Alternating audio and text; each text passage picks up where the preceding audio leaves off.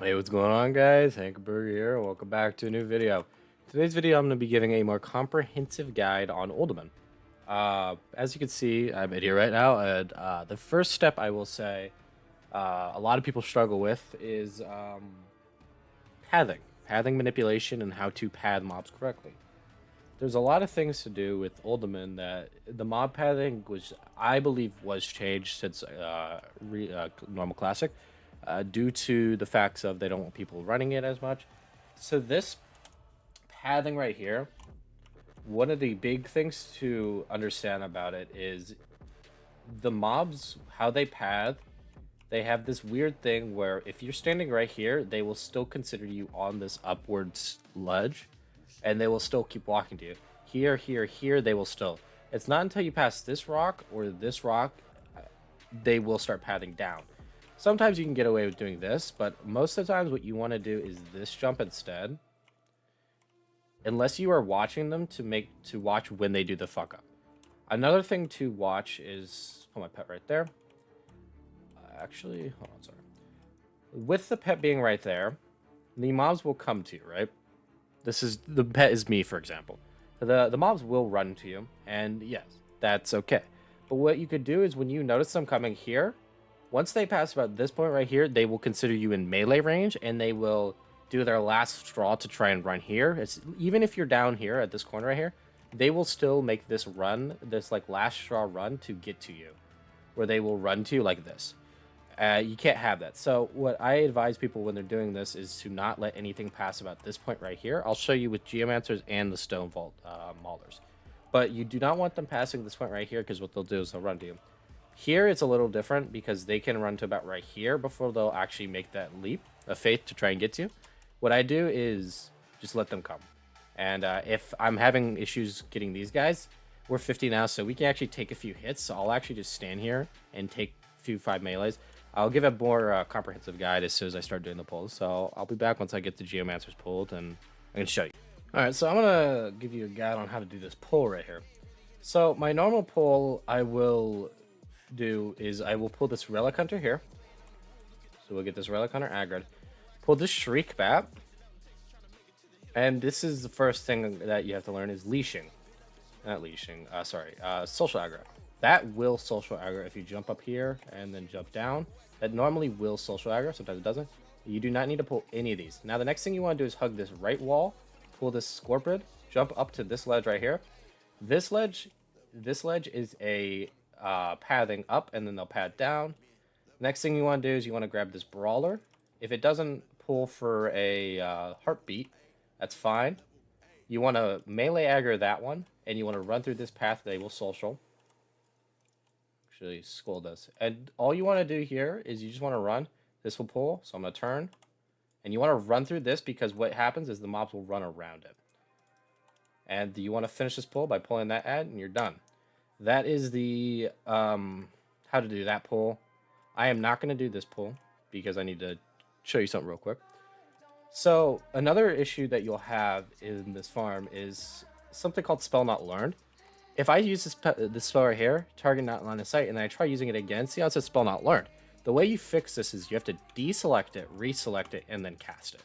It's really annoying, but you just cannot cast traps while not being in line of sight, which is something that is weird, but it's a glitch that can happen, and it's killed me a few times, I'm not going to lie. See how that school marker pulled, though? Everything will social. Now, we're going to go ahead and grab this Geomancer right here. I'm going to try and show you guys the thing I was talking about with this line right here. So I'm going to hug this wall. Didn't happen. I'm just going to keep hugging this wall until they do it. See? Right there? They do keep pathing. You see how this Geomancer's off sync, right? He's like, he's going to kill me. He's super far off. What you do when this happens is you just stand here and wait till he casts, duck down, and then jump up once mobs path over him. Now what has happened is your mobs are now resynced again, and you do not need to deal with them being desynced. That will help you in regards of pathing. As you slowly kill this, that's pretty much it. I'll show you the spell not learned. It generally happens when you do this, and then you realize, oh shit, and then you try doing it. I've had that happen mostly when I'm stressing out on getting the flame trap out. Another thing to look out for is this right here. This can be dangerous by putting your frost traps right here. This is a bad place to put your frost traps, right in this middle area. You want to put it right on that urn at all times if you can. It's okay if you don't sometimes. That's why I run survival build, just so I have a little bit more fuck up time. But I like to put most of my traps at this back corner. And you can see this Flame Weaver's off-centered. I can actually just like take melees from him because he's not... Flame Weavers are not... They don't have much to deal damage-wise. So they basically will either melee you or they'll cast a Immolate. If they're casting Immolates and they're right here, you could step on this wall and they will cancel their cast. And then you want to jump back onto this corner right here. That will engage them to run away. But in my opinion, it's still better to just focus all of the Geomancers and kill them down. This is not a quick kill. I was trying to explain everything, but as you can see, I still got this down in about 3 minutes. Did I just pull that? Oh my god, I'm just going to feint death it. But yeah, so next I will show you the stone maulers, how to pull them, and pathing issues that they have. Alright. So now I'm going to show you, I think I actually said stone maulers. I think these are actually earthen sculptors. Now, this line is something you will never cross, because if you cross it, the mobs will actually, like your character specifically, the mobs will actually run to you, these front mobs, once you start sprinting. What I like to do is I like to melee this first one. Melee the... Actually, you don't actually... If I'm not mistaken, you don't have to melee. Yeah, you don't have to melee that because it's social. And now I'm going to pop sprint right here so I can start gaining some distance away from these mobs. Pull up here. You do not need to pull these mobs. They will pull on their own. Jump up to this. And then hug this wall. Melee the Cleft Scorpid.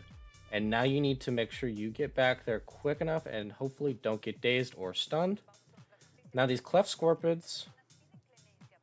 I like to pull this Basilisk, jump down, pull these last Cleft Scorpids, jump up this corner. If you mess up that jump, not the end of the world, just as long as you don't get stunned. If you get stunned, dismiss pet, try again. Pop sprint, melee this first Oracle, and then hopefully your pet will melee the ambush. If it doesn't, generally with social, I like to do that side strafe right there, because there is normally an invis right there. There's an invis right here that you can grab. Grab this last Oracle. There's also an invis right there. Sometimes there will be no mobs there and you're like, what the fuck? Now, here's the interesting thing about these mobs is they have this thing where you will watch it and they will just run at you.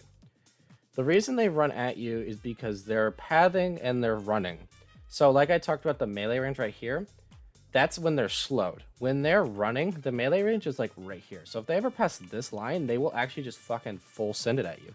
And if they're full sending at you, then you need to make sure you duck down or be ready to pop defensive. Get ready to not die is basically what I'm saying here. I like to start up. I like to make sure I grab that sculptor. And I like to make sure I'm starting to kill these guys ASAP. They need to die. Frost Trap is only to proc your trap thing. Trap launcher. No, it's the locked and loaded. Sorry. Now, the next thing to worry about with these pulls right here is these stone stores. If you ever do these pulls and you see it, and you stay out long enough, what will end up happening is I will get stunned. If I stand out long enough, and a lot of times what he actually will do, and a lot of times what you can do is, if you do these jiggle peeks like this, they will never stun you unless they pixel perfect stun you. So what you can do is you can manipulate that and just never get stunned by poking like this. Once everything's dead, I suggest poking like that, but if everything's not dead, then there's no point of poking like that, because what can end up happening is those earthen stone maulers will start running at you. For gear-wise, what I advise, I have been able to do this pull for a while. Pre-raid, no bis. Now I do have some bis, so a lot of the stuff that I could do has changed. But yeah, you don't need to worry about that.